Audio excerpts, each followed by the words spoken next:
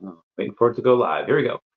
Hey everyone, how's it going? It is I, the real Randy Chavez. I'm coming at you today with a Vivi OMI update video. This is a podcast normally with Dr. Stuff and Crypto Rain. Crypto Rain is traveling as of right now, so we do have a stand-in for him. So today, obviously over the last couple of days and week, there's been a plethora of news about Vivi, OMI, a bunch of stuff about the infighting, some of the licenses that we have, a bunch of emails that have gone out, Uncle Jeremy weighing in, bringing back a bunch of scarce drops, new people on different podcasts, the new MOGA campaign, and other things as well. So let me bring on my co-host, Dr. Stuff. You know him, you love him. Our Ben. How's it going, Ben? Good, Randy. How you doing? Wait, what just happened? I don't know. Yeah, you're frozen. Yeah, I went dark. Can you hear me? I can hear you just fine, and it froze in a pretty good spot. You look good. You look happy. You got a nice smile. Hey, dude, this is weird because like on my screen, it's completely dark. Really? Like, oh, am I coming back? What's happening? I don't know. You What's try happening. going out and going back in. Yeah, Well, yeah. Let me exit yeah. you out, review from stage, and then we'll bring on our featured guest today, Crypto Cosmo. How the heck What's are up? you? Doing great. Thanks for having me on. Appreciate it. How are you doing? I'm doing all right. We've had you on before. Do you remember what episode it was? I think it was episode 3 or so, 3 or 4, somewhere around there. Yeah. And now it's episode 9 already. We have a bunch of stuff to go over. How long do we have you for today? Yeah, I'll be here for the length of it. I mean, how long are you planning to do it? Actually, is the real question. Normally they go for like an hour and a half, but I feel like with us, you give us the green light. I mean, I can go for like 3 hours. So Exactly. That's what I asked, right? Some of these episodes lately have been like 4 hours. So, but yeah, I plan on being here for the length of it. Sweet. Yeah, I think me and Dr. Stuff went for 4 hours once, and then he had to go. Or there was one time he had to go, and then he came back, and I think. Yeah, I think so. One stream was like 4 hours, and then another was like 5. And I think the 5 one was the one that I left and came back. It was so funny because people reached out to me like in the DMs, and they're like, "Yo, like you're still on?" And then another one was like, it was really cool though because several people were like, "I saw the 5 hours," and I was like, "Ah, I'll kind of listen to the first part," and they're like, "So good, I listened to the whole thing." I was like surprised, and I was like, were you surprised? Come on, we got good content here.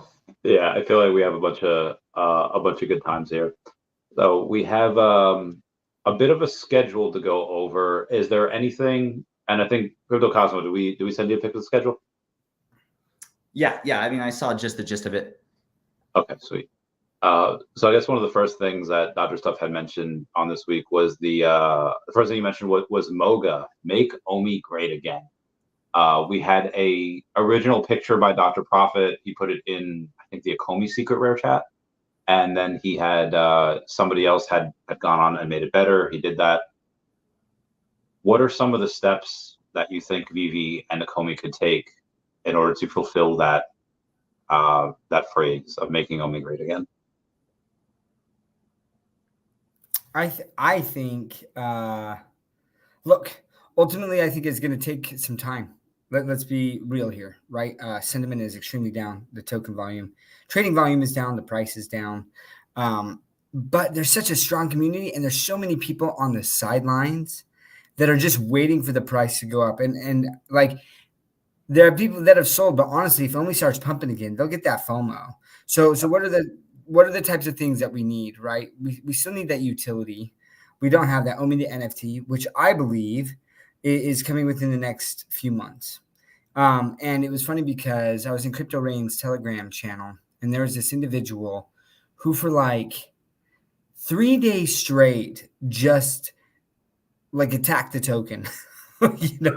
And people would like, to say, hey, thanks for your ideas, but here's why we feel we're bullish. And for 3 days, this person just would not stop. And I was like, again, but you can leave Vivi, you can leave OMI, but you can't leave them alone. And again, like that power there speaks to the fact that there's so many people on the sidelines that all you need is some catalysts and people will jump right back on, right? So what are some of those catalysts? Like I said, OMI to NFT. I think a lot of people think that OMI to NFT is going to be this massive thing right off the bat. I don't think that's the case. I think it can raise positive sentiment, but there's still a lot to be done there. I do believe that there's going to be burns. The team hasn't spoken concretely, right? So there's a lot of people up to shout out to Coolmo. We need to talk about AI. So Coolmo, sorry, tangent, but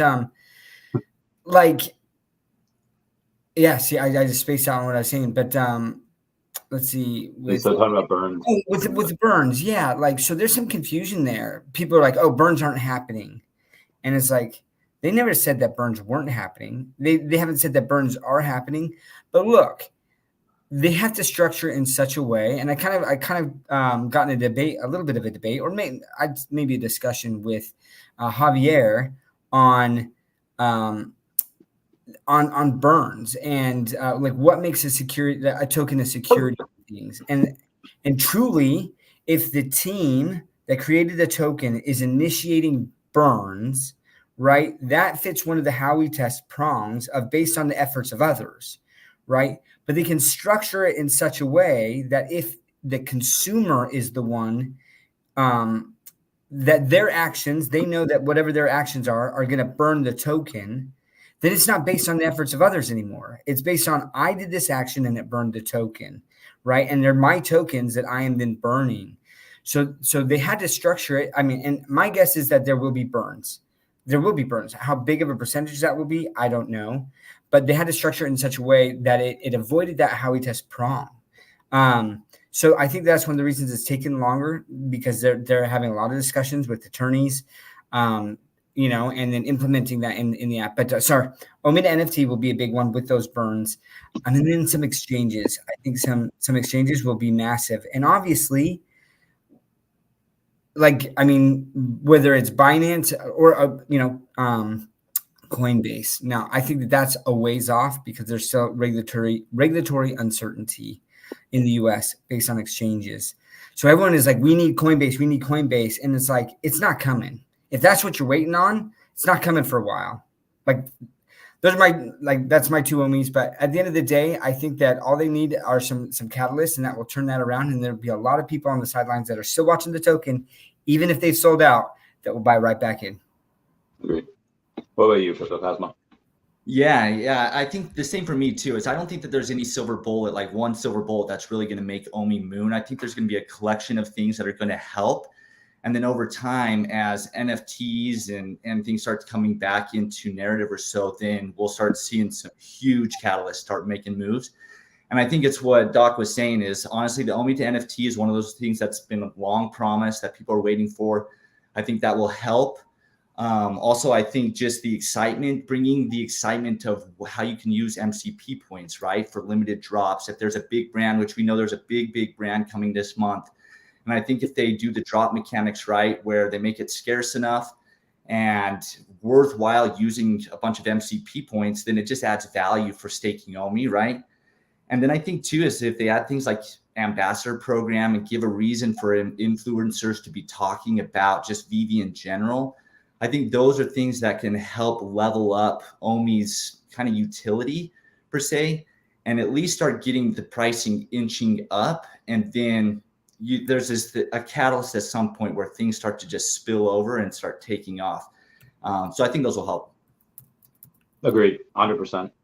One of the things that I think over the last couple of days, and I wanted to mention this because Doc mentioned it, up until the last couple of days, sentiment has been probably the worst it was, and the volume is probably the worst it was. At some days, we had like 100,000 in volume. But 2 days ago, or even yesterday, you had like 1.4 million in volume.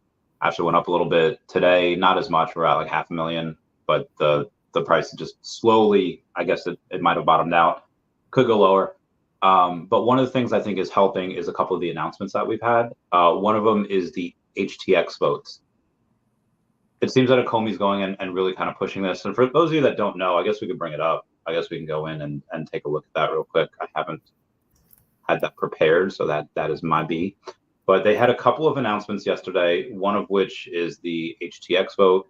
This one has 1.5 million followers over on X. So it's a pretty big one, and actually like the 5th biggest exchange like in the world. So they go on and say, calling all OMI fam, we need your vote. The OMI token is participating in the 12th HTX Global Prime Vote to be listed on the HTX exchange. Voting begins on 18 June at 12 UTC. I don't know the calculations for that, what that is in like American time, Eastern Standard Time, or Pacific time. But show your vote, your support by using hashtag Prime Vote and hashtag HTX to earn extra votes. Unfortunately, this is not going to help Americans, as America is one of those countries that is blacklisted, such as like North Korea and I think Russia. Right, because those countries are all similar, right? Sorry. So when we have something like this, is it? I mean, I think it helps, but I think there's an argument to be made where it's like, okay, it's a negative because people say, oh, yet another exchange that we cannot use. Like, what's the point of getting all these exchanges if Joe Sixpack in America cannot go and buy these tokens? Is that a little too harsh? Is that a little too critical, or is that real? And is that just going to add to the frustration? Well, look, I'll jump in here, but I think like adding these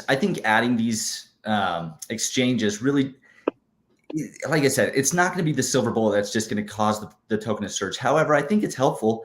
I think just to take down any barricades for anybody to be able to have access to the token is helpful. And I think the more we do that, and that Vivi is able to do that with OMI, then they're just going to be able to allow just that many more people access to the token, because there are people that buy off of their favorite exchanges, whether it's Binance, HTX, like all around the world, people are using different exchanges. And the more that they get on, it just opens that door and makes it easier to get, honestly. What about you, Doc? Oh, man, sorry. I've been paying attention to some of the comments there. What was the question? Question was, for this exchange that if we were to get it, which is the fifth largest exchange in the world, I think that's a great stepping stone. But I also think that is a very sore reminder that, haha, Americans don't have access to this token. And in that case, does it actually give more frustration to the community than natural good? Does it do more harm than good? I think it does more good than harm. There's going to be people who are frustrated, but it's those people who are in America, or the other people who are frustrated they'd be frustrated because maybe the price doesn't go up as much. Ultimately, that's what the frustration is. It's all price, right? And like Cosmo was saying, though, like the more exchanges you have, the more ease of access to the token, which we talk about all the time on whether it's around the Ecomiverse or OMI is my homie, right?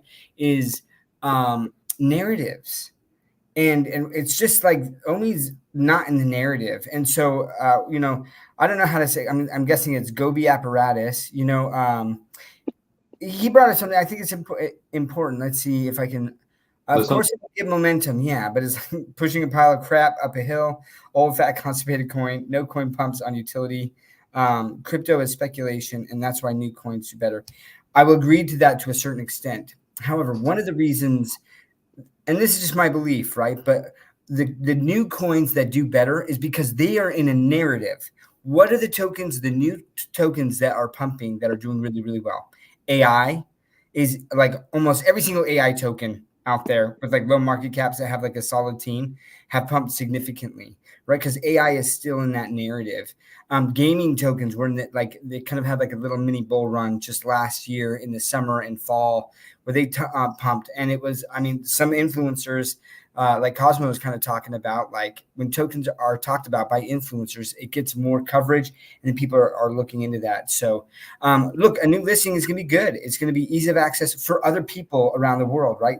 There might be people who are like, I got to go to this exchange to buy OMI when really I use HCX or Wobi, right? And they're like, I would love just to be able to use it on my exchange. And because it's one of the largest exchanges in the world, that's going to give it more exposure there. And that's always good. And then once a narrative hits, and whether that narrative is brought about by influencers talking about it, right? Or a gaming narrative, there's so many different narratives that OMI could fit into.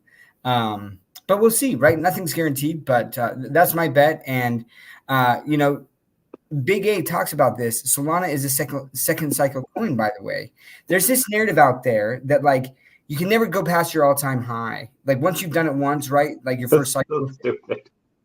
Yeah.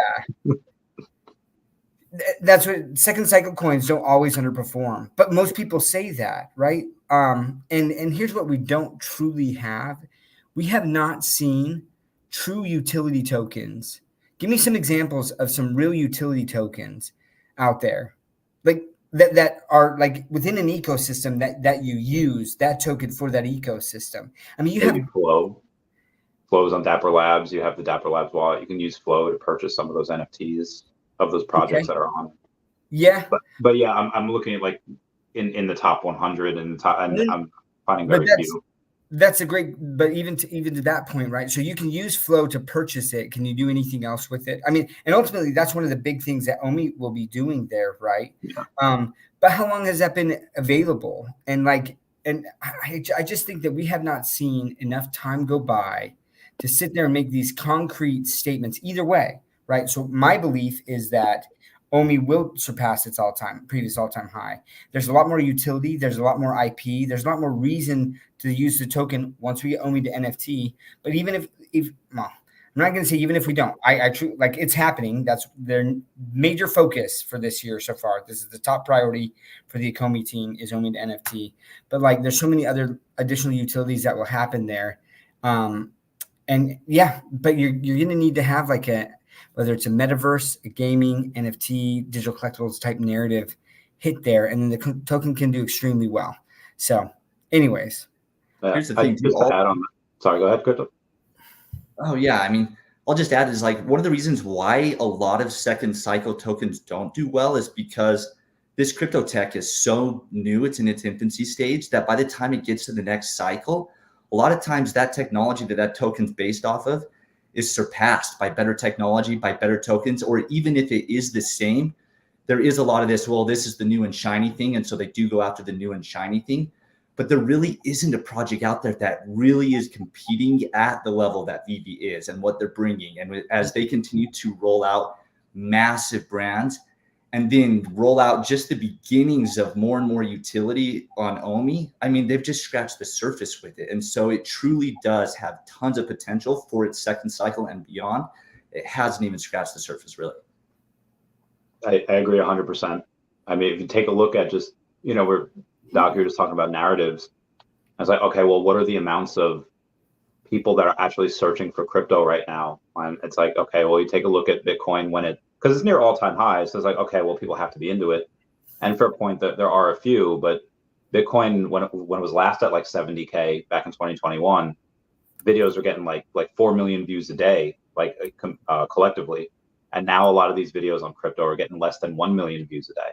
Okay, well, why is that? It's like a lot of retail really is not in it right now. Part of the reason that Bitcoin pumped to all-time highs is because you have these big institutions buying, you have these big companies buying, starting to do what Michael Saylor does, and a lot of it is not yet going into altcoins. I think there's like 8 coins that have broken their previous all-time high, and that's not a lot. And also you have dilution in the markets. You had 1,000 coins be created in the month of May.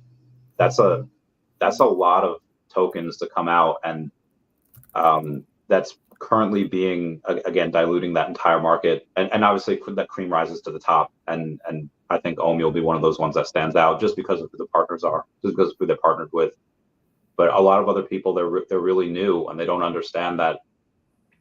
A lot of people are going into meme coins because that's what's hot right now. That's what's getting clicks on YouTube, and everyone's talking about it, and they get that validation. Yeah, I'm in it with you guys. I'm the meme. And these memes, they don't have any like annual recurring revenue. They don't have any problems that they're solving. They're not disruptive. It's just, oh, picture funny. And don't get me wrong, you can make money on meme coins, but that's not how most investors go to look. How the big money that's made, a lot of times, at least sustained throughout the course of X amount of years, is by going into things that do have utility. They're disruptive. They have that problem that they solve, or problems multiple. And I think OMI hits that digital collectibles narrative, and it hits the metaverse narrative when BBverse comes out. So that's my two OMIs on that, as Doc would say. One of the other things we had that they had announced is a Stark token distribution, which is now live. So eligible users are, as determined by StarkNet, will have access to a Claim STRK button on their VV web account. Fortunately, this is not available to Americans, but everyone outside of America, you're all able to get I think it's about $111 worth of Stark tokens, and the money's money. You know, if I were European or somewhere else, I would take that. What's your guys' thoughts on it? I mean, this goes back to your point that you mentioned earlier, is like, are adding utilities or different things and benefits to people outside of the US, is that a net negative or a net positive? And like, this is one of those things, right, where it's like people outside of the US get access to this dark net. I'm in the US, and so I don't have access to those tokens. So it's a bummer for me, but I'm pumped that other people around the world do get access to it, because I realize that it's just an extra benefit. And so overall, I'm like, yeah, I'm happy that they get that. Overall, definitely a net positive from my side. What about you, Doc? Crap, man. I keep getting distracted by the comments in there, and I'm just like talking with people, and I love it. I love the comments, and that's the thing, right? Like on these streams, I think that we really do try to address the community comments here, because we appreciate the support that people are giving. So if you haven't already, hit the like button, hit the all notifications button and the subscribe button. Look, you're probably already doing that with Randy, but for me.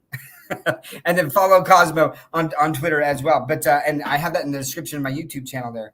But so sorry, Randy, what were you saying again? Oh, it was just the Stark token, and Europeans get that. We can't as Americans, but I think that's fine. I think any win for the Ecomi communities is I'll take that. But just, is there any other partnerships? I think Stark is like in a top 100 coin, so I think that's pretty good. But any other partnerships you'd like to see, or is this like, hey, I heard a couple people being super negative in the comments about how Stark was like a slow rug, or Stark was like a scam company or whatever, and I doubt any of those are true. I don't know. I haven't looked into it. But if you're a top 100 coin, there's probably something to you. Yeah, no, I mean, look, so Stark had basically said, like, anyone who uses our stuff, we're going to airdrop it to. And IMX does use that, right? And so then anyone who's using IMX was able to do that. Well, VV is on IMX, right? So let's just step aside and talk about that for a second, right? Everyone keeps talking about how they're like, oh, when Immutable X lists their partners and stuff like that, VV's not there. What's going on? Is it really even on there? Or why don't they acknowledge that? And it's like, the fact that VV users are getting an airdrop of Stark is a big deal. Right now, VV is just not paying because it's not minted on Immutable X, right? Then they're not listing that because they're not getting a fee from that. But they're still using Immutable X blockchain and minting that. So I think that's awesome. And I'm stoked. I'm stoked for the users outside the US who get that airdrop. And man, oh man, I am just so... I just hate Gary Gensler so much, man. Seriously, like this narrative of protecting investors, it's such a farce. It really is. Now, look, are there some people who honestly are just going to go out and ape on the first thing that they do and lose money? Yes. They do that at gambling, right? Why isn't there someone like a regulation that's like you have to take like 12 hours of gambling courses before you can enter into a casino, right? So that you're not losing money. We're trying to protect you. Like, it doesn't happen. But all of a sudden with investors, that happens. So the fact that I don't get an airdrop of Stark tokens because I'm a US resident really pisses me off. I'm stoked for the other users there, like outside the US. And the comments about whether or not Stark is, Starkware is a slow rug. I think there was more frustration around what they did with the airdrop or how they calculated that, or there's something along those lines. I haven't dug into it there, but I do feel like the slow rug term is used way too much as well. Because ultimately the slow rug is they're extracting the value out and then they're going to peace out. I don't see Starkware doing that. I don't see VV doing that, but yet I've just seen that commented on so many times, and it's just like, what am I going to say to that? Like, obviously, I don't see it that way. So. Great. So there was see what else we got here on our schedule. Some of our licenses. Okay, so the cost of getting some of these licenses versus how much money we're making, or at least the company is making. How many of them are worth it? How many aren't and will never be, and how many just aren't worth it yet? I think the issue with this is that we don't know exactly how much these licenses are costing. VV and how much of that is upfront and how much of that is on the back end. They're very upfront with us with saying, okay, you're going to have 2.5 fees for VV and then maybe 2% for, Feesh. You'll have 6% for other companies, 4% for others. Blackpink, even though it made a few $100,000 in that first week, I think there's a lot more of that to come. I do think, though, VV will have to get a little bit more selective on what type of license that it gets. Because if you get the license, you're probably going to want to use that license. And again, that's going to cost money. That's going to cost time, legal fees, and stuff like that. If there's something like, I'm trying to, like, if anyone remembers World Series of Poker on back in the day at ESPN, there's like, used to have a degree all in moment. This is Old Spice, but if they did something like that, like, that's cool. Everyone kind of knows what that is, but who's really going to want that? And how much money is that really going to create? How many of these licenses right now that if you were head of VV that you guys might drop in order to make room for some new ones? Any of those cross your mind, or is it like, nah, we could just leave them on the shelves for a while? Well, more licenses, the better. Are you talking about like not doing more drops with IP, like certain IP to make room for? If you have IP? like we have what was like Cryptozoic. You have the little the Cryptkins. Those guys. They're cool. I like them. I think we're supposed to get like a secret rare at some point. That never happened. I think VV likely has a couple dozen of those licenses that are there and we just don't use. And if we're going to get something like an anime, I would much rather lose 12 licenses to gain one if that one anime is just going to give us get us a lot of users. Because as a lot of people have been saying, we kind of need more users. I mean, I'll jump in on this one here. Is like, I think it just depends, like how the structure is for how they're paying these licensors, right? And I don't know what the answer to that is. If they're paying them an upfront fee or an ongoing fee for staying with the company, or a per drop fee. But one thing I do know is that back in the day, a couple of years, 2-3 years ago or so, David put out and the team put out that there would be eventually so many drops going on that you wouldn't be able to go for all the drops, because there would be drops happening at the same time, simultaneously, right? And so I anticipate that they plan on doing quite a number of drops as they unfold their vision of becoming the Walmart of collectibles, right? So my guess is that they're not necessarily spending money for each of the drops, like financially. Like my take is that they're fine with keeping the licensors that they've got and keeping doing drops. And then I think as they bring on the hyped companies, I think those are going to be the targeted drops anyways by the masses. I don't think they're going to have trouble really getting users to focus on those when they do bring those on. So I anticipate they'll keep the same licensors that they've got. And then they may scale back the number of drops that they do with certain licensors over time. I could definitely see that. But yeah, that's my take on it.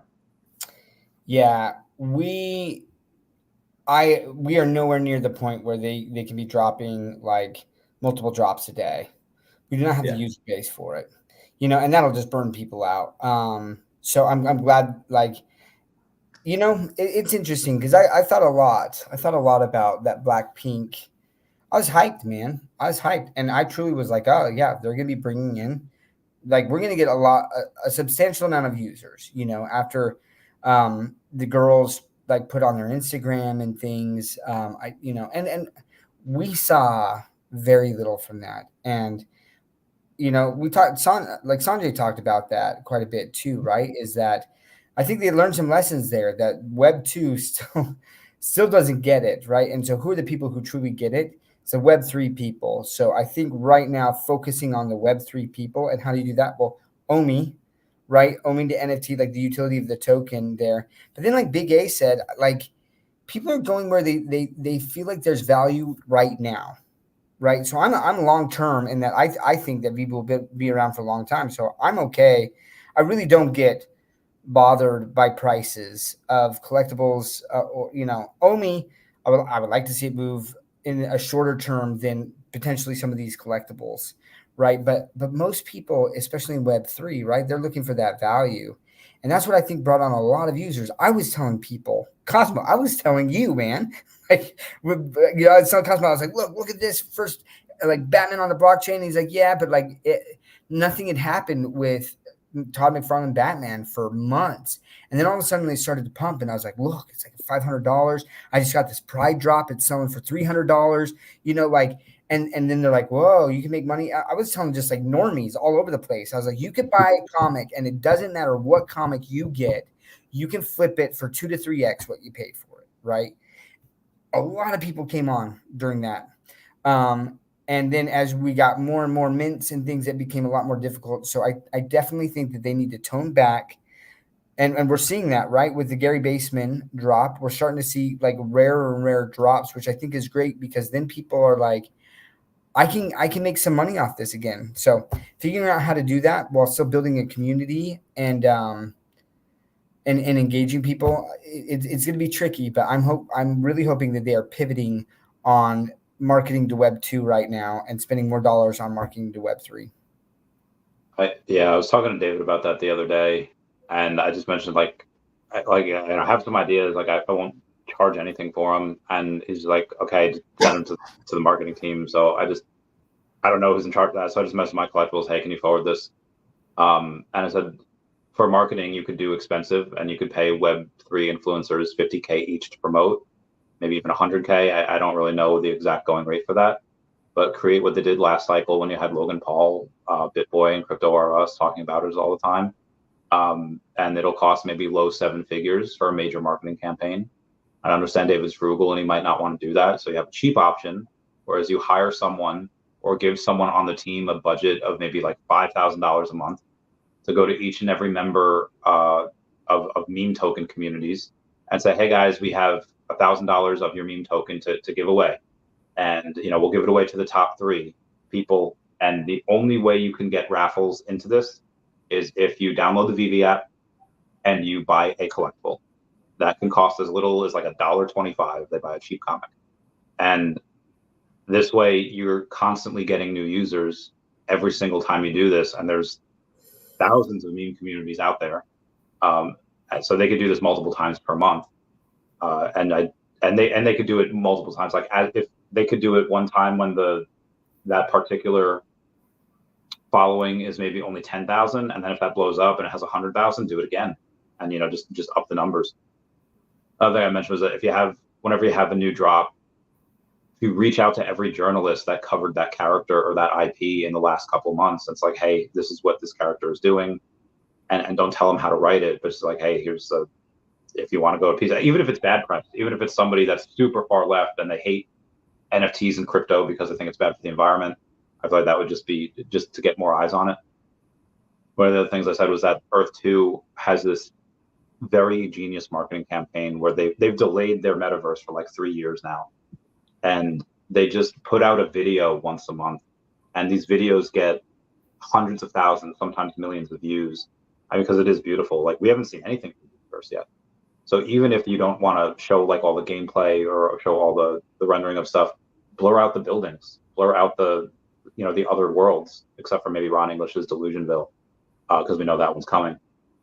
And then there's a couple other things. You guys mentioned referral codes. I mentioned, and there's other stuff that I mentioned that wasn't as big.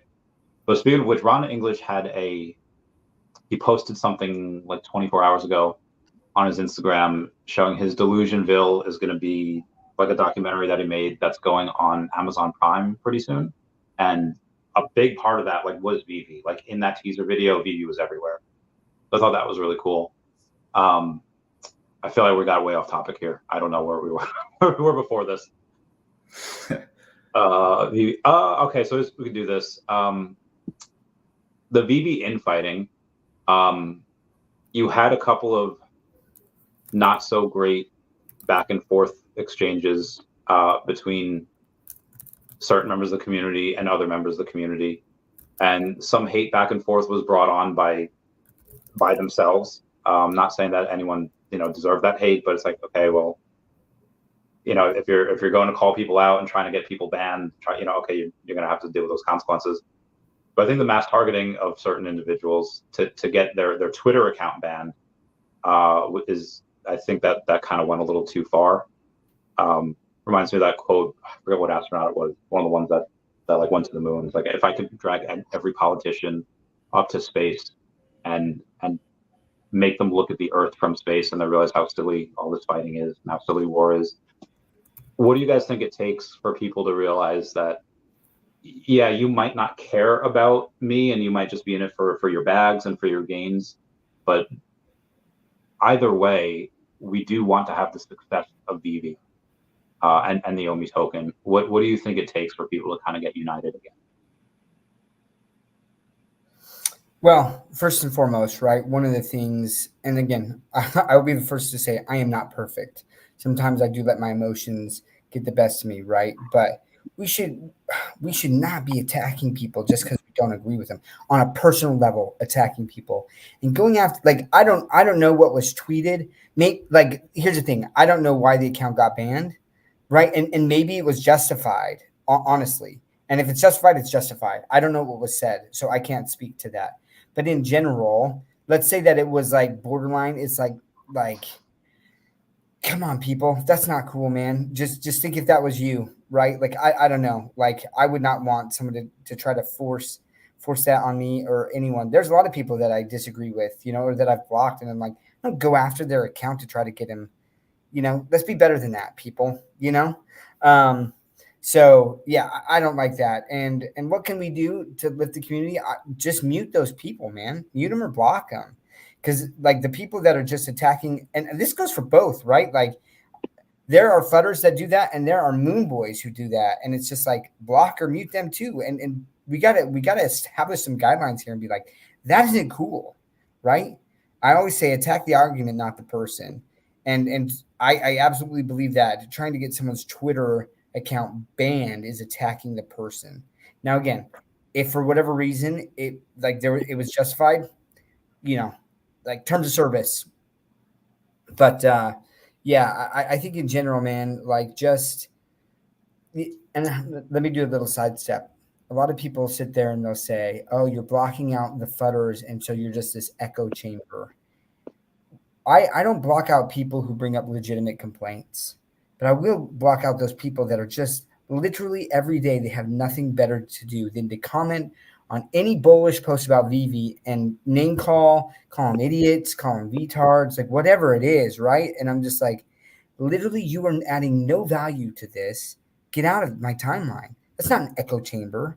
It's removing the toxicity that's in there, right? Because the internet has given us the ability to hide behind anonymity and to say things or type things or whatever, write things that we'd never actually do if we were in front of that person in real life, And so I'm just like, if they're willing to cross that line, just get them out of there. And it's not an echo chamber. It's not. I'm sorry.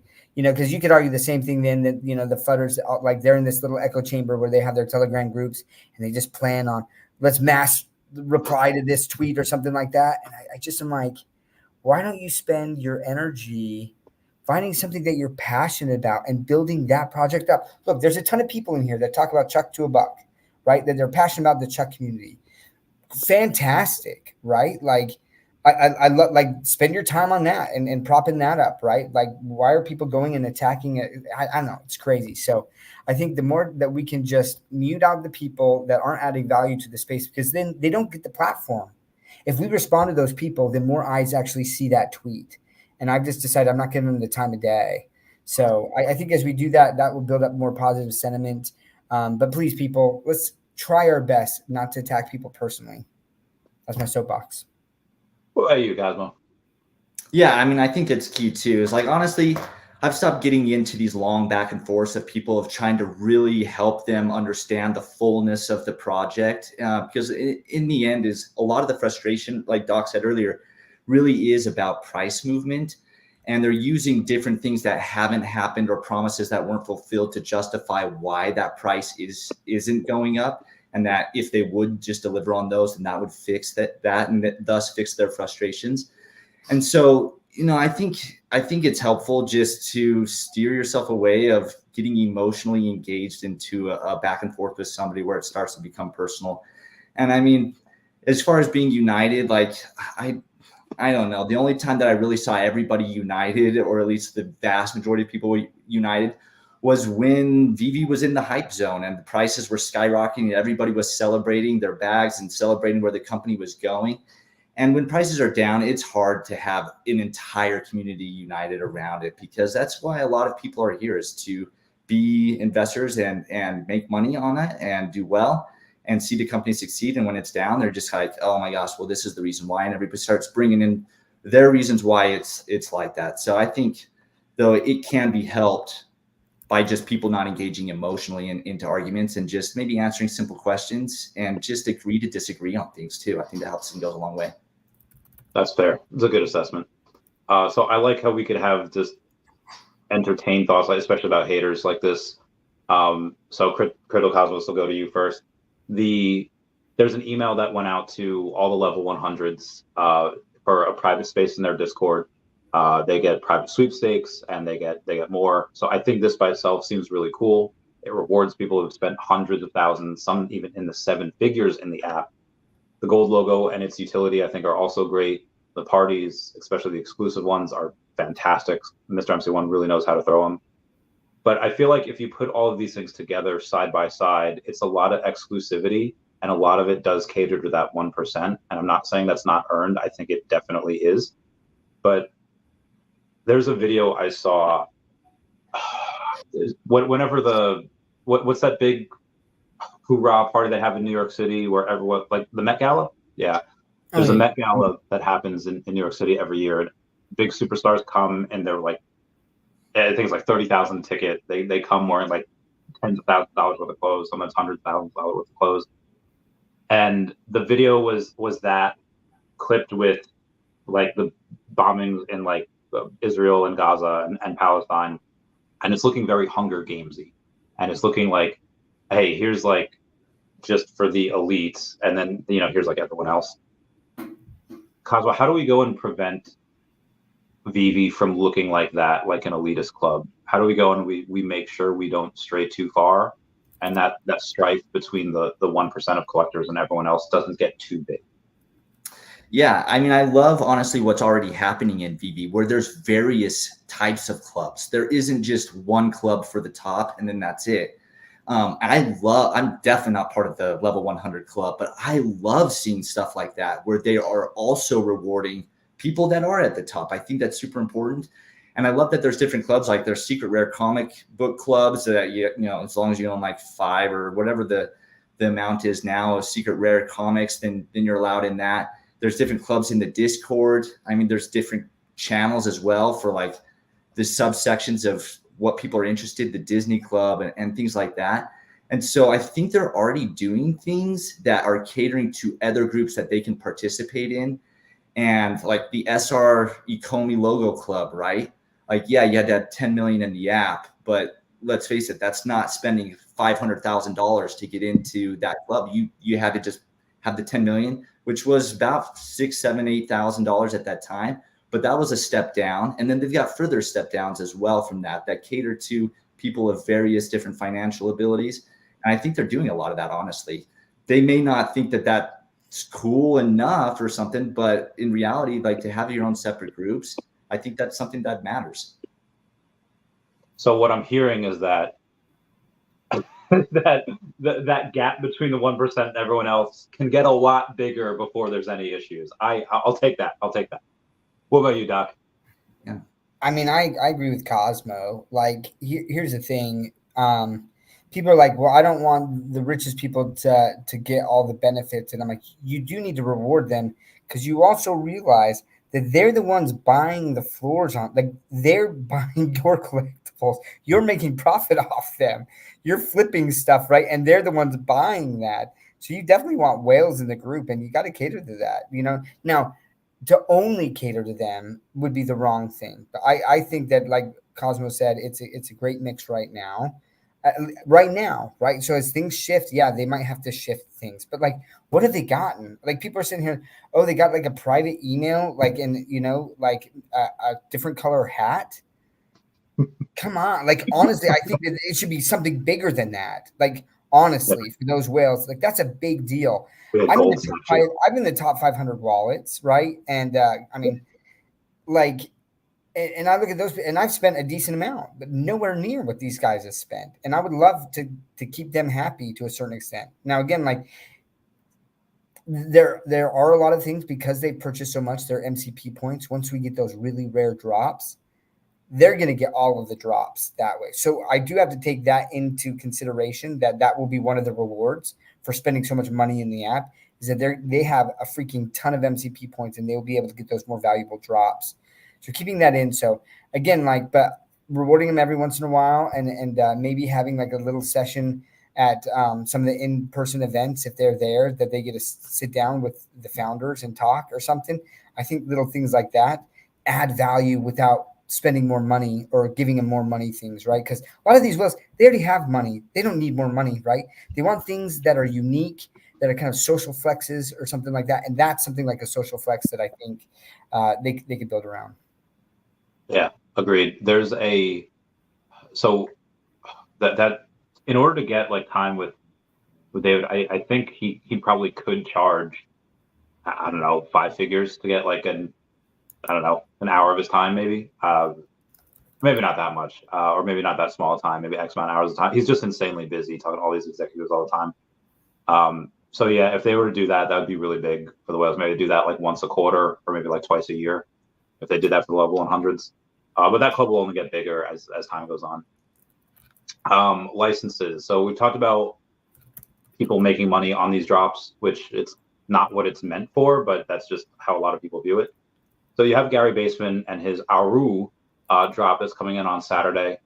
Now the rare of this, 1,712 of these, so that's likely going to go a bit below retail. But the ultra rare has 500 mints, and the secret rare only has 88 mints. So I think this is something that a lot of people are this will do really well. I think it'll sell out, and I think people will be really happy if they're able to get that. I'll probably bid between 10 and 15,000 points. What about you, Doc? Have you taken a look at this drop yet? Are you going to bid on that, or are you saving it for something else? I'm saving for some other things, but right now, like, I did buy up when prices have been pretty cheap, and so I bought a lot of things recently and kind of filled up some more sets, and then just some what I feel are like longer term grails, and that's what I'm kind of focusing on now. So and then a lot of crypto projects there, including OMI, that I just feel like are way undervalued. And so I'm not going to be going for this drop, but I wish everyone the best, and definitely people who hit, that secret rare. And that's gonna be great. It's a great windfall, and I think more drops like that where people are like, I got a shot at this, and make the flips for the people who collect a lot of Gary Baseman. And I'm excited to actually watch because he's gonna be on your show, right? And you guys are gonna drop live. I'll be watching that, like if I can. I might be in some meetings, but I'll watch it afterwards. I think that's great. To get the artists more engaged there. But yeah, for me, I'm going to sit this one out. Copy that. What about you, Crypto Cosmo? How you feel about the new drops? Are you waiting for that speculative bigger IP than Blackpink that David teased, or is it just like it might not be that big? We're going to go use them all again. I mean, I do think that there is a big one coming. Right? They've stated that it's the biggest IP that they have to date. So, I mean, bigger than Disney. I'm like, wow, that's impressive. What is that? However, what's that? Oh, I was just like, I wonder what that is. I know. Yeah. I know. And so, but as far as the drops go, I mean, I'm going to sit this one out. I'm not going for a ton of the drops lately, except for some of the hyped ones, because I have been just trying to scoop a lot of grails off the app. I've been going for the Marvel Comics #1, picked up some more Todds recently. So I've just been going after a bunch of those things that I feel will do well over time. And those that want to go after like the drop like this and chase that rare variant, I applaud that and I respect it totally. It's just I'm kind of doing a different strategy right now. I feel it. All right. So we have we went over the Make OMI Great Again campaign. So we'll bring up this. Uncle Jeremy, we brought up this as well, but maybe we didn't explore it. Uncle Jeremy brought up a couple good points in his response to OMI. I'll bring that up real quick. I should really start doing these before I before I bring him up, because then I have to go in and make words up while okay. Uncle Jeremy says, love you guys. I see the attempts. Can you please clarify why not 1 global utility and 2 big exchanges? And Kyle, before you respond, we have the Ecomi official page going and says, hey, Jeremy, OMI to NFT is our next utility feature for the token and will allow users to utilize OMI throughout the VV ecosystem. We also just announced our participation in the HTX Prime vote and will continue to work on accessibility for the token throughout 2024 and beyond. So I guess the question would be, what other global utilities would you want to see? And then obviously the exchanges would be, how to do it. Just blow out big with a big one, and then let the rest fall where they may, or do a small campaign, small exchanges that big. Yeah. So what other global utilities for OMI do I want to see? Is the question? Yeah. Yeah, I think it's a number of the things that I mentioned towards the beginning of this is where I'd like to see, the OMI NFT, the burns, just excitement around MCP points with hyped IP, right? And giving more meaning to those MCP points and accumulating those. An ambassador program where there's people talking about it. And they've got maybe some reason to steer audiences towards OMI, whether it be they get some MCP points or something that VV is able to deliver on. I'd also like them to see, I'm curious on what this season 2 OMI reward is going to be. Oh yeah. And so things like that, if they deliver great drops or great rewards for these seasons of OMI, I think it just adds another reason to keep hodling or to add if people aren't already. Yeah, preach. What about you, Doc? Yeah, I mean, ditto to basically everything Cosmos said, but I want to make a special emphasis on the ambassador program.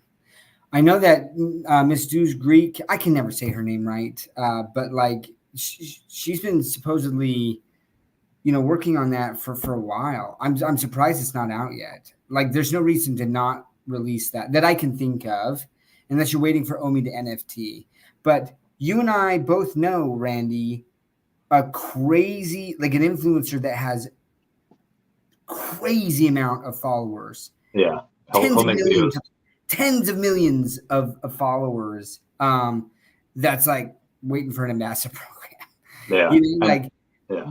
A lot of these people are I'm not going to do it for free, but look, the ambassador program, even if you do it to where it's okay, and there can be stipulations around it, right? What makes sense, but it's okay, if you bring on people through the web app, so now you're not having to pay Apple's 30% fee, right?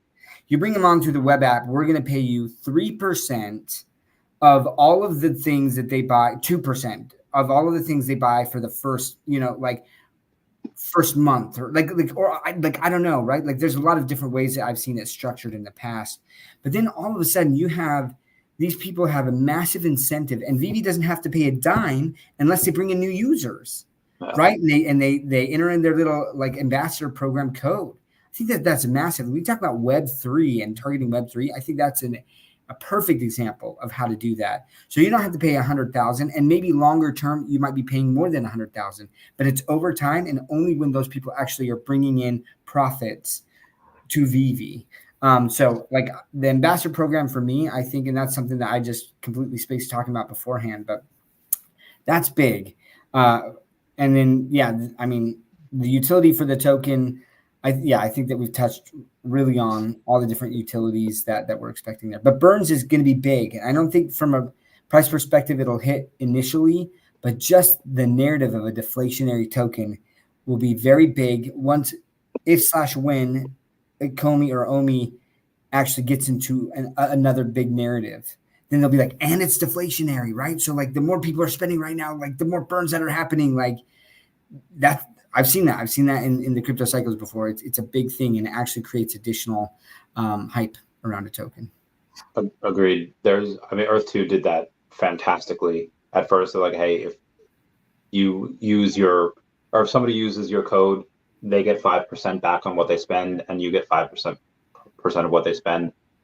But that was for their own IP. That was for their own tiles. I don't think VV could give away 10% of their revenues without really feeling it on their bottom line. But they could do 2% on each, or even like 1.7. Yeah, I think 2% is probably fair for money that's spent in the store. You could put in your code and spend it all on the secondary market. You're probably Yeah, I agree. In the store, right? That doesn't make sense to do that on the secondary market, right? That they're purchasing from the store. Yeah, I agree. Yeah. And then it was so successful, they eventually upped it to 7.5%, which is bananas. Link down below for the Earth2 code and my Megacity down there. But yeah, that's one of the things that could easily be done. It sounds like it's easy to do. I don't know if technically that it seems like it would be, but I'm not really that tech guy, so I'm not 100% sure. In other news, we have a giveaway that we're not doing. Mr. MC1 will be doing in the next, I think, week or two. Mm-hmm. He's giving away. So I guess what started this is people were accusing him of working for the company. People accusing me of working for the company and getting paid in OMI so I could sell OMI. I think if anyone knows me, if I was given OMI, I would not sell it. But that's the accusation, is that I work for the company and that me and Sanjay both, we get paid in OMI and then we dump that OMI on the community, and that's how we don't lose money. So obviously that is false. Sanjay showed receipts, like here's the gold. Here's how I got these gold logos. I put it in with credit card. For me, I've told you I've never worked for the company. I don't have any NDAs. I've never been financially compensated at all by them. You can make the argument that, oh well, David's come on your stream. Okay, that's fine. If you want to count that as compensation, sure. But again, there's been no official contract or no anything. But anyways, as Sanjay was going in and talking about, hey, here's the receipts, one of the gold logos that he bought will be given away. He said it's going to be to a very positive and influential person in the community. I'm not 100% sure who that's going to be. Doc, who do you think, outside of present company, who do you think would deserve that logo? Well, one of the people there's two. I don't know. People look at YouTubers and things, but some of the people that I see on Twitter a lot that just make me super bullish and just like stoked, right? Claritza, freaking love Claritza, and like so happy, so positive. Yeah, so happy, so positive. Just the time she spends on those outfits and stuff, and then taking AR pictures with that. What a great advertising, strength she is to the community. Like, I love that, and everyone loves that. Everyone loves Claritza, so love that. And then I don't know how to pronounce his name, but shout out to Saviad. He's Savid, is that how you say it? Savid? I don't know. That's how I've been pronounced. I feel like we're talking about like before the Harry Potter movie comes out. How do you pronounce Hermione? When I was reading the books, I said that too, Hermione's or whatever. And then someone's like Hermione. I was like, who the crap is Hermione? But he's constantly pushing out these videos with the music, the collectibles, and going through. And I love that. I'm like retweeting it.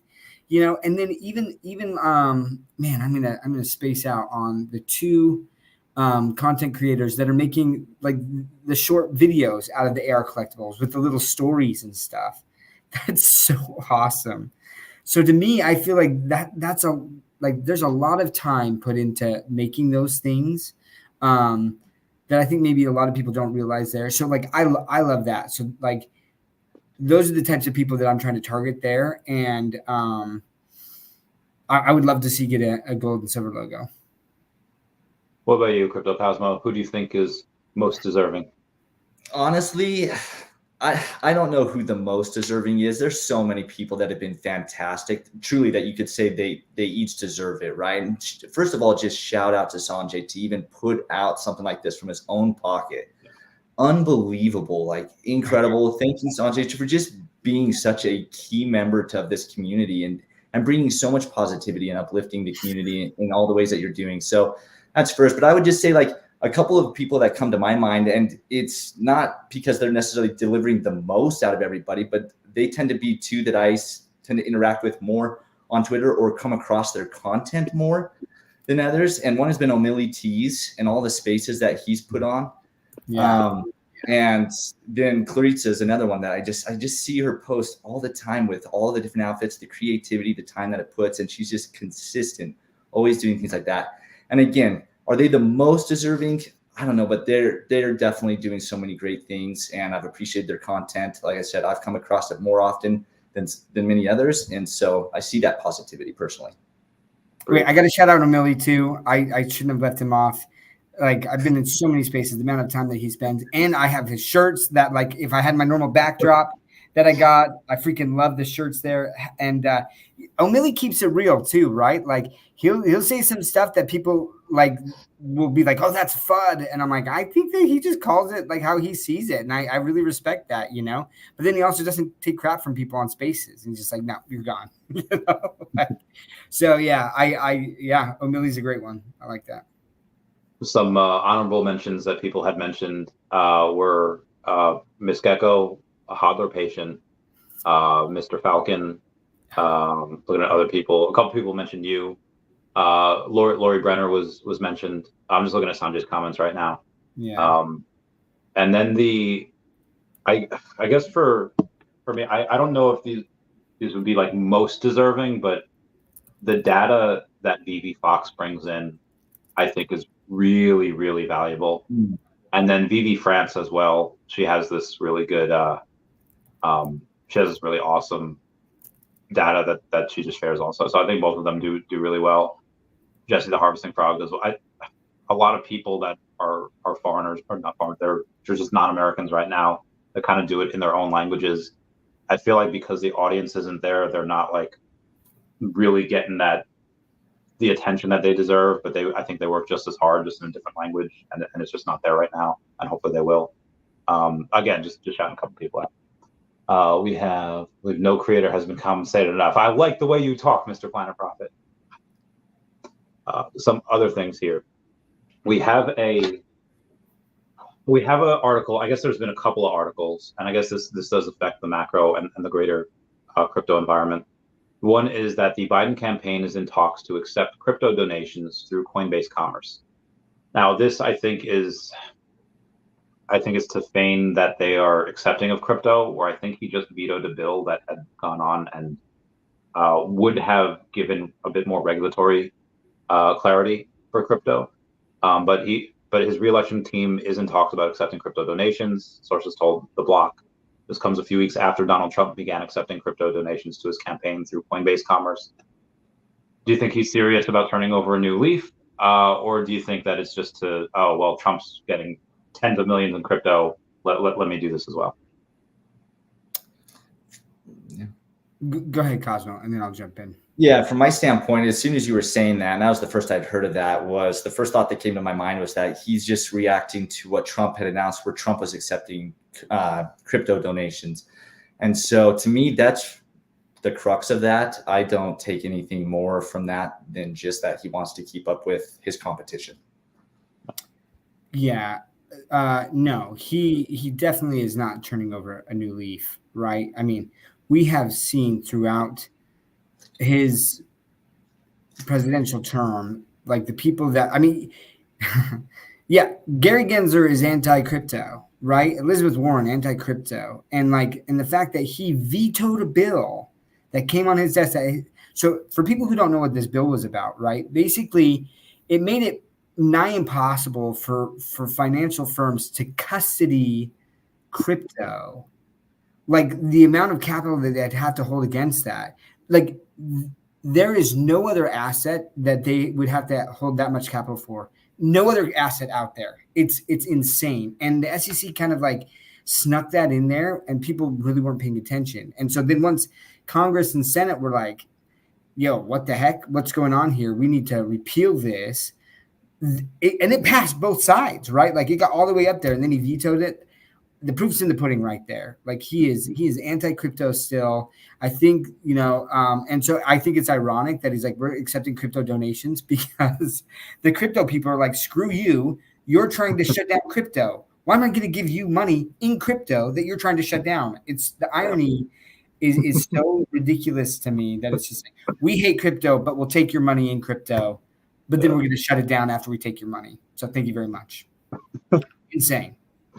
I feel like you guys express that a bit more eloquently than I do on my show, and it's I feel like people need to hear that from different sources other than me, because they'll just be like, "Oh, your bag sounds like Speaking of bags, and there's some curiosity from the fans as well. There are obviously this goes in narratives right now. Memes have been that narrative the last couple months. We don't know what's going to hit next. It could be digital collectibles. It could be DeFi banking. It could be a metaverse. It could be gaming. We don't really know. But let's say it's not digital collectibles and only has to wait another X amount of narratives before it goes up. You don't have to tell me exact amounts, but just like percentage wise, let's say one of your other bags does a 10x gain or a 20x gain, whatever it does. How much percentage wise of those gains would you put into OMI? Would you not put any into anything else, or would you take it out and, hey, I'm banking this, or would you reallocate that into other things? I know from my standpoint, I tend to do exactly that. I'm diversified across the entire market. I'm in over 150 different projects. And so as something 10X's, I've done exactly that and rolled that into OMI and into other things. For me, it really is project dependent on how much personal runway I think it's going to continue to go from there. On how heavy of the gains I actually take out and start rolling into other projects. And again, it's not just OMI. I'm rolling it into kind of anything and everything that I feel has got great prices right now. It's very, very low. It's undervalued and has a ton of leg room to go. And OMI is definitely one of those big ones for me. What about you, Doc? It depends on timing, right? But yeah, if one of my tokens pumped significantly and OMI still hadn't, I would throw more. I would definitely be buying more OMI, honestly. And I'm buying more OMI right now. I not just OMI. I think that there's a lot of high risk, high reward tokens that I'm in, right? A lot. It's hard to keep track sometimes, honestly, but there's so many different narratives that I want to make sure that potential narratives that I make sure that I'm in. Right? Like we talk about Cornucopia's game. I freaking love Cornucopia's game. I got a lot of the token. I got a lot of their land. I think metaverse gaming, like that narrative, that will hit big. But then I also have Gunzilla. I have, what are some of the other games that I have? Avalon. There's a ton there in that narrative. Then I have AI tokens, right? Because like you said, and DeFi tokens and privacy tokens, we don't know. And so I am trying to diversify there because what I do know, at least historically, is that the narratives hit and they pop at different times. So then I want to sell on the way up and then take profits from that and roll that into other tokens in narratives that haven't hit yet. And OMI would be one of those. So 100%, I'd be buying OMI. I want to talk a little bit about because Vault had responded on the bill that he vetoed would have allowed big corporations to hold crypto without risk. Okay, and he says Biden is not anti-crypto at all. I disagree. I would say that if Biden wasn't anti-crypto, we wouldn't have Gary Gensler. In here, right? Or Elizabeth Warren. Or Elizabeth Warren. What he's been able to do, wouldn't be happening, honestly. And let's say it wasn't Trump. It was another president. It was a Republican, right? I don't think that to the extent that the SEC has been able to do enforcement or regulation by enforcement action, wouldn't be happening there. But on top of that, let's take a step back. So when banks custody assets, right? They're it depends on if it's in a trust or if they're just custodying it, but they don't have to hold a lot of money against that, right? If at all. And so I think that to sit there and say that the banks, if they're custodying it, that's not even theirs. It's not really on their balance sheet, but they're forcing them to say, you have to act like it's on your balance sheet. Not only that, you have to hold capital against that. Is crazy. And like I said, no other asset is like that. So it is complex, that bill, right? But and a lot of people don't understand kind of the firms and what they're required to hold against certain assets that they hold on their banks. But when it's just custodied, that's a whole nother animal. And so that's my take. I do think that Biden, we've seen over the last 4 years, has been very anti-crypto. And the bills that have come out that he forced all these regulators to put out, I don't know. Anyways, that's my take. But I'd love to hear other people's takes on it too. But that's what I've seen. There is a There's people that I know on both sides of the aisle that are ripping their hair out, screaming from the mountains, and talking to people that are close to both administrations to say like, hey, you need to be really pro-positive in crypto. And obviously Trump, did that last month where he was taking donations for it. And then I think today he just said that he will advocate for Bitcoin miners in the White House as well. Because again, you want to go in and you want to say, do you want all of this being mined outside of the US, or do you want that wealth inside the US? And probably want that wealth inside the US. And love or hate Trump, he seems to be pretty pro-America. Or if it's anti a country he doesn't like and it's pro for America, that's good too. On other stuff, what else we got? Yeah. OKX Terraform Labs agrees to pay 4.47 billion in the SEC case. So I know that people are like, hey, we need exchanges, we need to do whatever we want buybacks, and I think there are a couple companies that have been able to figure out how to do buybacks in a way that they're not labeled as securities. Like you can't have a definite amount of percentage, you can't have a certain amount of what. Is that something that VV should be going into? Is that something that they should kind of risk? Like, hey, these people have done it. If we follow their footsteps, we might be able to do what they're doing without being labeled as security. Or is it like, okay, these other companies that are doing it, they're too small to be on the SEC radar. Like Front Fans is doing it, Definity's doing it right now, and they are, again, they're too small to be on the SEC radar. Do you think that if Ecomi does it, they would be on that radar because of how big they are and because of the licenses they have? Or do you think like, nah, it's fine, they're only going for actual scams? I do think that is one of the reasons why they have been so cautious, is because they believe that they will be higher on the radar compared to many other projects in the crypto space of getting targeted for that. But I also believe that they're very cautious because of the fact that they are building something massive, truly, that will be worldwide utility, that will be recognized utility. I believe that VV will be a household name. And they have these long-term plans where there's a lot of crypto projects that really are here for the one cycle to make a bunch of money and build a fun project. And then they just kind of leave at the end of the cycle. That happens all the time. And VV is building something huge. So I think that they're super careful about that, knowing that they've got these massive IP on board and that they're planning to continue to onboard more.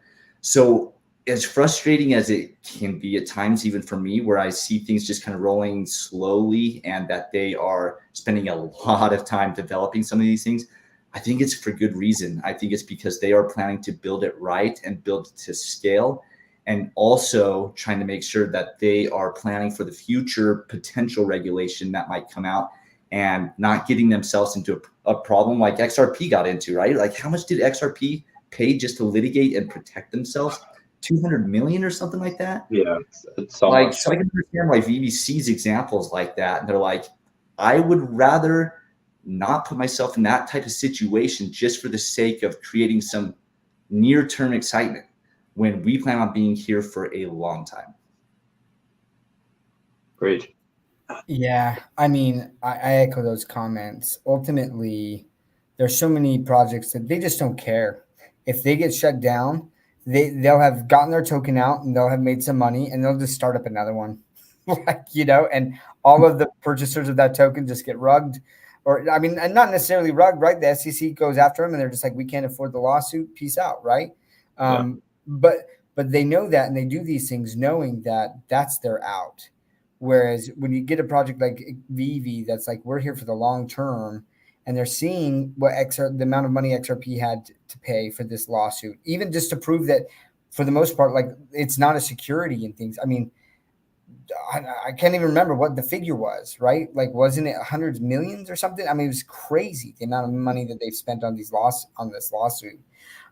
It's not worth it. It's not worth it for them. And so is it frustrating for a lot of people? And look, I agree. A lot of people are like, I don't know if VV will ever be fully Web3. They might not. I think that people need to realize that and be like, do I still want to participate in this if it's not fully Web3? I'm okay with it. I think that the majority of people, the normies, if VV and digital collectibles become mainstream, they won't care either. But there will be a subset of people, and even crypto whales, that won't like that and won't come in. So I like full disclosure, that's my thoughts on it, right? But I'm still buying these things because like I'm okay with it. You know, they're the crypto purists. I see Solos in here, right? And like definitely a crypto purist. And you know, he's saying regulation can't touch crypto. And it's like yes and no, right? Like they can force most people or threaten, you know, jail or all these things if they act a certain way, if they hold it, if they custody it, right? But like, yeah, will there always be the people who will be able to skirt that? Sure, but that's not what I want. Like I want crypto to be widely accepted overall. I think it's more efficient and faster payment rails. Like there's a lot of benefits to that, right? And I want that. And so if we want that for the mainstream, we're going to need some guidance, clarity. And that's why I say regulation. All regulation is clarity is this is what you can do and this is what you can't do, right? So that they can really, law enforcement can really go after these scam freaking tokens of these rug pulls, these celebrity coins and stuff like that. Honestly, like I think Hulk Hogan or something like that did one and then rug. Like if that's the case, like if there's regulations around that really make it clear, it's like they can go after them, and maybe they can now. But again, it's very difficult to understand what you can and can't do, and that's where people are really frustrated that we're not on a U.S. based exchange. I truly believe that the lack of regulatory clarity is the main reason that we are not on a U.S. exchange right now for OMI. Agreed. And then also, I think part of what exchanges look at is sentiment. Is it the major thing, like the most thing they look at? No, but again, the sentiment is something. So you have one of the people that had accused me of working for the company, getting paid in OMI tokens and dumping on the community. They do often lie. One of the lies that was said today saying, you may be wondering why the price of OMI and VV token keeps falling and keeps falling and falling. For that, we're going to analyze the token with the Arkham intelligence platform. Then yesterday, when the price fell to 00038, for example, a team member sold 140 million of the OMI token. Generally, the team tends to take out their tokens and send them to multiple wallets where they only have one use, which is to store OMI.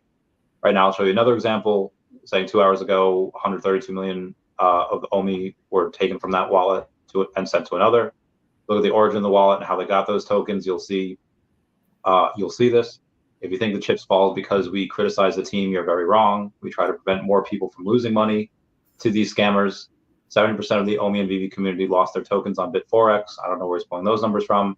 The partner exchange of Ecomi. The blockchain doesn't lie. They continue to send large amounts of OMI to the exchanges on OKX. I don't know where the fudge this guy's trying to purport this. At OKX, there are around $1 billion of sales from 001 to 0005. And on Ascendex, they're waiting for it to go up to sell. But then you have Puddin' Cheeks, who's been, I don't know if he officially works for the team or if it's a contractor, but he says, be careful who you get your blockchain facts from.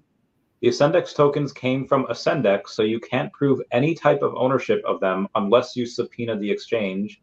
I doubt this person with a couple hundred followers has done that.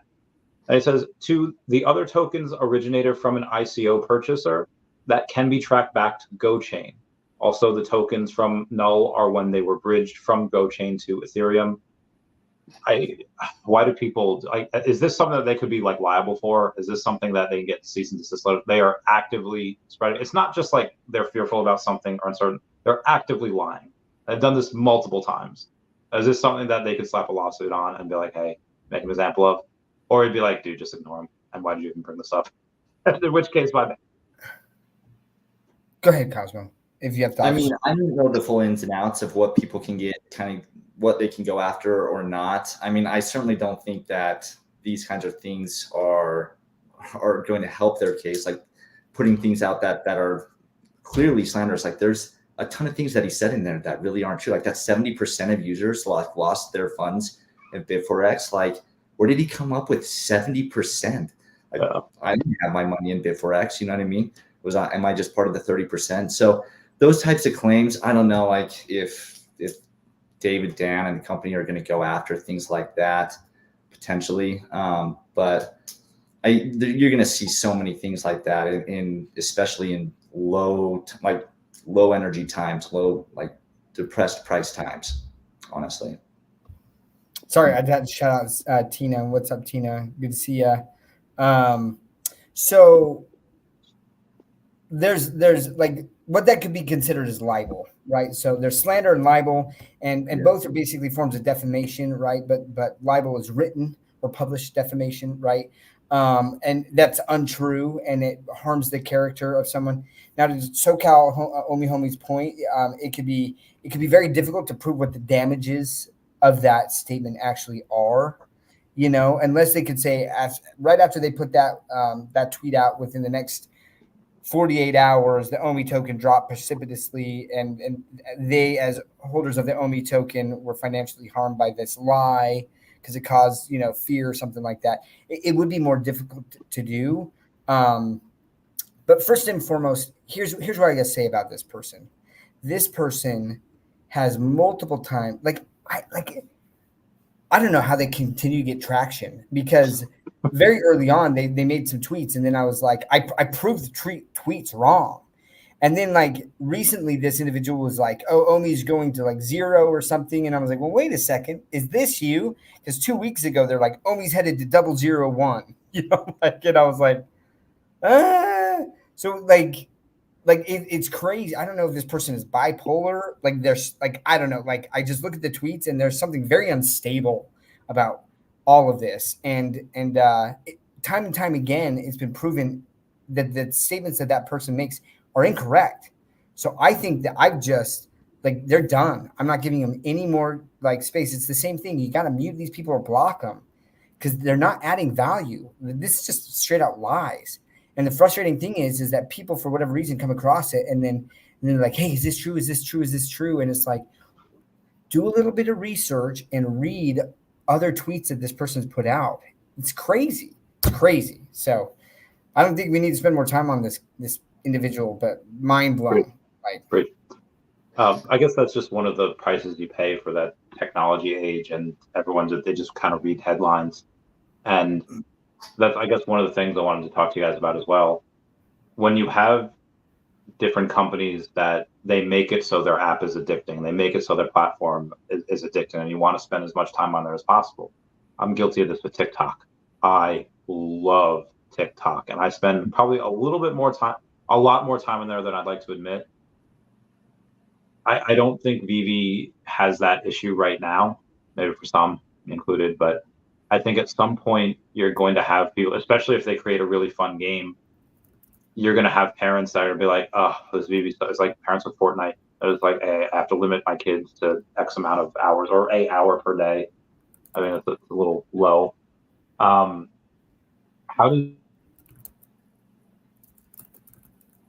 Nope, I think you're right, Randy. Yeah, I got nothing. Coming back. Okay, sorry about that. How does Vivi go and they combat that when they do eventually get really addicting and they have to say no, it's okay. You can let your kids play on here for longer. Should they have an educational part of them so it looks like people are learning? What are some ways to kind of combat that and make it so that the parents of the people, or just people in general that get addicted, be like, it's okay, it's not that bad. At least they're not out on the street doing drugs, etc. Gosh, I mean, I'll be curious for one to see how far they really take the app and what kinds of things they do include to bring in, what you said, potential activities that could be addicting or so, games or whatever they end up doing. I'll be very curious to see all the different things they roll out.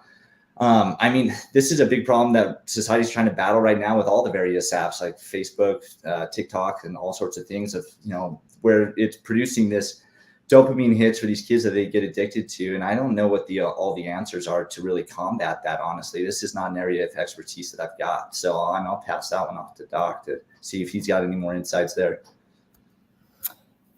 Well, I've done it again, guys, where I've gotten too involved in the comments. Things to engage in the app, things that they can do. Things that we can ease parents' concerns if it is too addicting. Because is that even possible to do?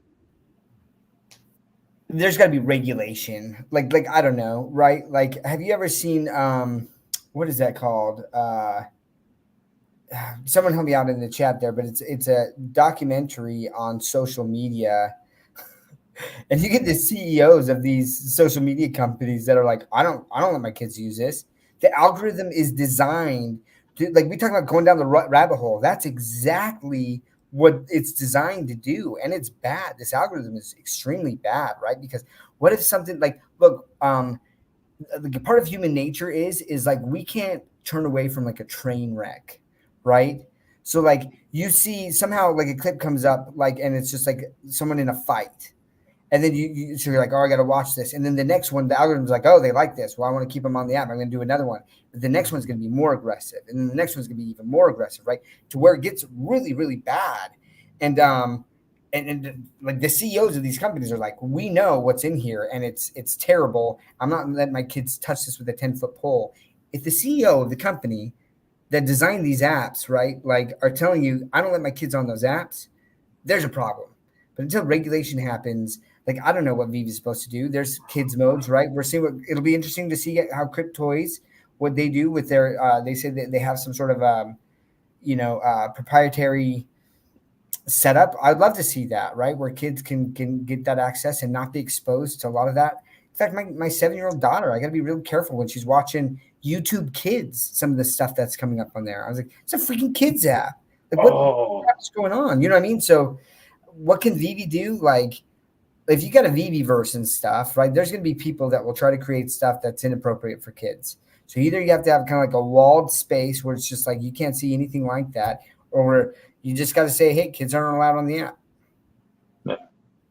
There was especially the irony that about being too engaged in apps and documentation in the comments. That was good. There was, yeah, I didn't get that irony. With people or bots. Maybe they're bots. Are you all bots? I feel like maybe I shouldn't talk. Social dilemma. That's what it's called, the social dilemma. Oh, okay. I feel like there are certain times, especially like a year and a half ago in Vegas, it happened where I thought I thought I had a headset on and I thought I was in virtual reality. And I was like, wow, this is really cool. And I thought I was like coming towards the end of the game or the simulation and I was coming out of it. And then I realized that was not the case. And the people that I was talking to was actually just on TV and they weren't talking to me at all. It's like, oh, all right. Feels bad, Ben. But I think so I've seen those documentaries where you have people make like these YouTube short that they weren't called shorts at the time. They're like X amount of minutes. It's like Frozen 4 trailer and it's made like for kids. And the video itself doesn't have anything crazy in it, but people in the comments would be like, hey, I'm Justin Bieber, come like my new Instagram account, or hey, I'm this person. And then that's how they went and targeted the kids, by being in the comments of these videos that say like Frozen 3 trailer, Frozen 4 trailer, or like Moana 2, something like that. I was like, oh my God, that's so yeah, I don't know how to, reminds me of a quote Mewtwo said, where he said, all creatures are to control their own destiny. Here I can use my power to protect them from harm. Do I have the right to keep them from living as they want? Which is more important, their safety or their freedom? I think for kids, you kind of have to ignore what the founding fathers say and just be like, hey, that safety is what was important. They're not adults yet. They can't do really what they want. But what about for adults? I feel like adults make the algorithms as addicting as you want. Every adult has to be an adult and say, hey, let's not do this for 6 hours a day.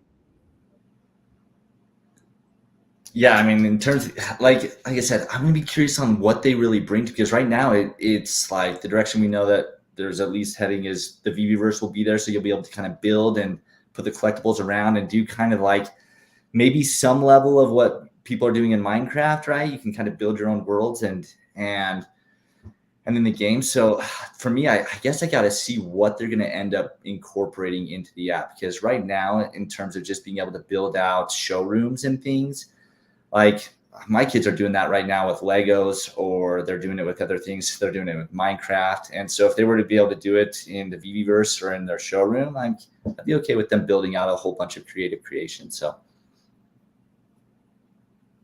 Yeah, I mean, same with adults though too. Like honestly, they just got to limit their time on how much time they want to spend on it. Each adult's going to make their own decision. Is my take.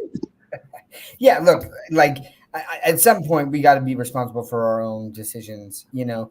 Like, I mean, there are certain boundaries that it's like, okay, like, but it's got to be pretty light on the boundaries. Like, I'm more of like, I don't like big government necessarily, right? And so stepping in and really enforcing too much, like, we're adults. Like, I don't know. I guess like we got to own our decisions. We talk about that with crypto all the time. When I'm saying, look, if you buy into a token, you listen, and I made that mistake where I listened to a crypto influencer and I went big on a project that got wrecked, you know, and I was all blaming this influencer and stuff. And then they were just like, look, I didn't make you do anything. And I was like, that's true. I leaned on your experience or your expertise because you had a large following, and it was a bad call. And I didn't do my research. I just aped in because I thought that you knew what you're talking about, right? And it's going to be the same thing with adults. Like, whether it's getting into an app, you're making that decision to get into that. Now, it'd be great sometimes just to put like warnings or something, like this can be addicting, or, you know, the algorithms are designed to keep you in here, and here's some of sure, right? Like, but I don't think that's going to stop most people. Just like with cigarette packages, it was like, warning, Surgeon General says this product causes cancer, and people just like take it and toss it, you know? So we got to let adults be adults. That's a good point. I like how Congress thought that if they just made the Surgeon General warning a little bit bigger, that would help. I feel like it's like people that go and say like, oh, we're going to protect these kids by putting explicit lyrics on the front of certain albums. That's only going to make kids want it more because it's so much fun. Listen to people curse, at least when you're younger. So it's been about an hour and a half right now.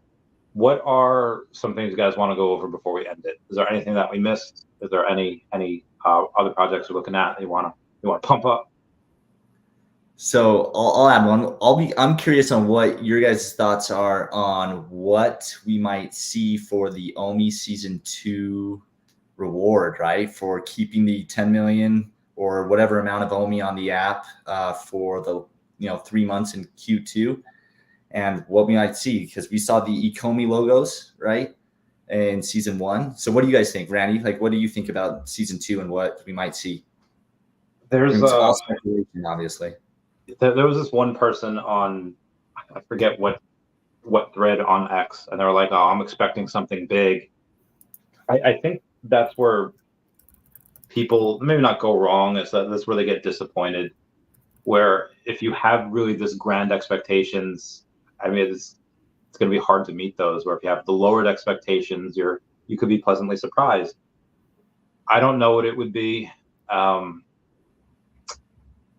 would, maybe it's what I would be hoping. I don't even know if they could do this, but it would be a gift card for gems or something. Like, I was hoping that at some point they would do like Roblox has Robux and you can buy it in the 7-Eleven. You know, they had it with a bunch of different games. Like, hey, here's a code and you get X amount of gems. And then you're going to be the first person to have this. And it could be, 10 gems, 25 gems, 50 gems, 100 gems. And then we give out X amount of those. And then that's their way of announcing that they're doing that at 7-Eleven or Walmart or whatever. They already gave us a sweet logo. It's got to be, it's got to be their own IP. Maybe Ecomi could say like, hey, Vivi, can we get, they already have a Vivi logo. Maybe they could do numbers. I don't know if anyone has kids that know Alphabet Soup, Alphabet Farm. I forget what it was called, but they give really cool personalities to the numbers and letters like of the alphabet, numbers 0 through 9. Maybe something like that. That's going to be pretty scarce, and it's like a red version or a black version, and the rest of the numbers and letters that come out that Vivi's going to do are going to be blue versions, and we have the rare ones. I don't know. I haven't really put too much thought into it. Sorry, that's a really lackluster answer. Doc, what about you? Guys, I know what's coming. You guys ready? Yes.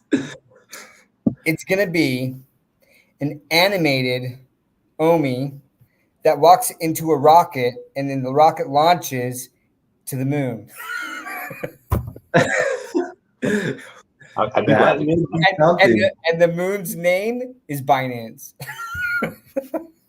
And they're like, we're on Binance. No, okay. I have no idea, guys. I've been racking my brains as to what I thought it could be. Is it going to be another NFT? If it is, and it's got to be their own IP, I would like an animated one, something animated. That could be fun. But I'd have to sit and think about it a little bit more as to exactly what the animation could be. Or maybe it's that we get some accessories. We get airdropped like a bundle of accessories, and it's gonna be like these can be used in the Viviverse, and the access is coming soon, something like that, right? So I mean, you talk about their own IP or just non-branded items, Yeah. So something like that could be cool. There's Swolo says alphabet numbers, that's kindergarten stuff. There's a lot of fun you could have with numbers and letters. And thing about it now is probably not the best idea because people would be putting up messages of hate, and it would be hysterical. But it would be probably not good. We would have to put that ban hammer down left and right. But you could have some I guess more high school related fun. Maybe that's not R rated. You have PG-13 rated. Like there was this one chick I saw on a meme that for her high school quote, like in her yearbook, was her favorite elements of the periodic table. She was a science chick, and I forget what the elements were, but the abbreviations for the elements spelt out "fuck bitches, get money," and I was like, "This is the greatest thing I've ever seen." So I feel like people could do stuff like that, and again, you'd likely have that wall of, hey, let's be like Earth 2 has a warring world and a peaceful world. I think for VV or Viviverse, they might have a anything goes mode versus a all ages mode, and then you could choose to be which one you're into. I like Bill's comment, man. An animated SR green delivery truck, right? That's just so OG. Just the green delivery truck, Like I would love that. I would love that. Yeah, I think that'd be pretty cool. Or like Tina said, some animated Dan and David collectibles, right? Thought that was really cool. I would the word God is blocked from commenting on the app, which is I guess okay. Well, this way you can't take the name in vain and you can't do whatever. But yeah, that's a little unfortunate for right now. I was kind of not solid, but the last time we got that airdrop, Sanjay made like the secret rare logo group, and I'm super proud along with you, Dodger Stuff, to just be kind of like that co-founder and that co-admin. And I just, but then I was like, man, I can't get any gains. Like I can't sell this now. I have to keep it forever. So maybe this one I might just whatever it is, unless it's something really cool. Like if I get that secret rare on Saturday, that's like one of 88. That's gonna be really cool. I don't know if I'm gonna be able to sell that. I don't know. Well, what if it's something like a golden ticket, like they've alluded to in the original like OUP articles, right? Where it's like they're gonna announce a super big IP, and Sanjay mentioned on a live stream that there's like 2 big brands that are on the docket, right? So I wonder if they do something like that, or maybe additional bronze tickets or something, and maybe there's utility where you can somehow get something that kind of helps guarantee you the drop beyond the MCP points, right? And so that's something I was thinking about could possibly be. God, if we're talking about that Pokemon, whenever we get that 24-hour live stream, I might not do it right away, because if I'm already up for like 10 hours or 15 hours by that point, I'm not going to do a 24-hour live stream from there. I'll take a rest, and then I'll do it.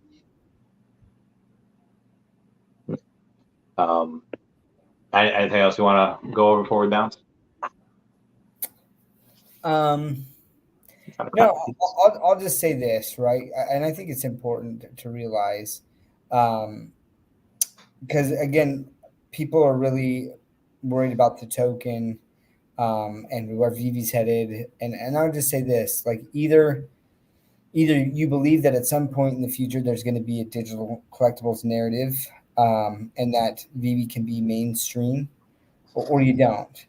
If you don't think you can get there, then like I just don't know how long VV can truly last. Like it's got to grow, And the only way it can truly grow, really grow and become something like that is if digital collectibles become a thing. And I think that it will, because I believe that we are headed towards a more digital age. We're just seeing the technology continue to improve to the point where people are talking about VR chats and things, but like it'll get to the point where it's just glasses. You're just wearing some form of light glasses, right? And you can enter into a metaverse. And once that happens, it's all about Veblen goods, right? And Veblen goods are the goods that like you spend a lot of money on something that you don't need just to flex that you have the money to spend it on something that you don't need, right? And so I think that people like, and part of that can be nostalgia, right? But like there's people that are paying $5 million for a comic book. How many people even know who that person is? Why are they doing that, right? It's number one, because they want it, but you better believe that they're going around and the people that they interact with, they're telling them, they're like, look what I have. I'm the one who bought that. You spent $5 million on a comic book. But now, instead of just, because we can't do that in general, like just in real life to people, it's like, hey, you want to come down into my basement and see my comic collection? It's like, no, you're going to murder me, But it's like, hey, you want to see my digital comic collection? Come to my metaverse like world or my room or whatever it is, right? And I can actually see and know that you own these things. And oh my gosh, by the way, like you paid how much for these things? It's a way to do a Veblen Good social flex worldwide. People will post that on their like Facebook or their Instagram or something like that. Well, sleep in. The question is, would you admit it if you did? Okay. Anyways, but so either you can believe in that narrative or you're not, right? But I do. I believe that this is where it's headed, and I'm bullish on Vivi. I think that if anyone has the chance to make it big, it's going to be. That's amazing. It's going to be the company with all this IP, one-stop shop, right? So that's why I'm in it. But like, look, it could go to zero, and I hope that everyone. People call me a moon boy, and I'm like, okay, well, I just lay out my thoughts on this. And like, but I also am very aware of the fact that nothing is 100% guaranteed. OMI is not guaranteed. Vivi is not guaranteed. I believe in the team. I believe what they're doing. Have they made mistakes? Absolutely. Every single company out there has made mistakes. You got to just, am I getting over that? Yeah. But do I analyze every time there are mistakes? Do I take a step back and say, has anything on my thesis changed? And if it does, I'll let you know. But appreciate you, all of you guys, for staying around this whole time, and I'd love to hear your guys' closing thoughts. Sounds like you got closing thoughts. Yeah, I think for me, I'm just excited to be a part of this project, honestly. I love the community. I love what's being built on this. Yes, like there's delays on the timelines on the promises they've built or that they've promised, and I just am excited where things are going. Like the team is growing. I was excited to hear that like the team went from being like 10-ish members a couple of years ago to MC was talking about a team that was like larger than 150 people. They're clearly building quite a bit behind the scenes that we don't see. And I just love what's going on with it. I love the IP they're bringing on. That Blackpink drop, even though it wasn't successful in terms of number of sales and things, was an additional confirmation to me that this team has the ability to reach some of the biggest IPs in the world, and they're going to continue to deliver that. I see that, and we are not even in any sort of narrative around NFTs. There's very few, if any, NFT projects that are really, really doing well right now. And there will come a time, in my view, where that will come around again. And I think Vivi will be right in the middle of all of that. I'm excited for that time. Nice. I think for closing thoughts, and call me Moon Boy. That's fine. I definitely have a vested interest in the company doing exceedingly well. But a lot of times you have to, at least in my experience, this is my own personal thing, and obviously none of this was financial advice, and we've said that before, but you have, for me, nobody in 2017 was doing high risk lending, and they were not going in and giving business owners loans that had like 500 and 600 credit. Nobody was investing serious money into Pokemon cards. Maybe like a super, super small amount were in like 2018. 2019. It really was until 2020 when Paul came, then the pandemic happened, and people getting those $1,200 checks. I don't think that if you go and you buy what's popular, and people say this all the time, and Rain talks about it, YouTubers go and get massive views when they talk about what's hot. And if you talk about what's hot, it doesn't even matter if it's any one particular company, one particular token, or even if it's just the narrative. Like I said, there were like 1,000 meme coins that had, been launched last month, and that's just meme tokens. And those tokens are, they're diluting that market. So as you get more and more people in these markets, the multiples reduce. If you want to go in and potentially make those huge gains, and again, obviously this is just my own speculation here, buying things or investing in things that are disruptive and have a solution and they're innovative and they have an amazingly successful and also docs team, that's likely one of the ways that you can receive those higher multiples.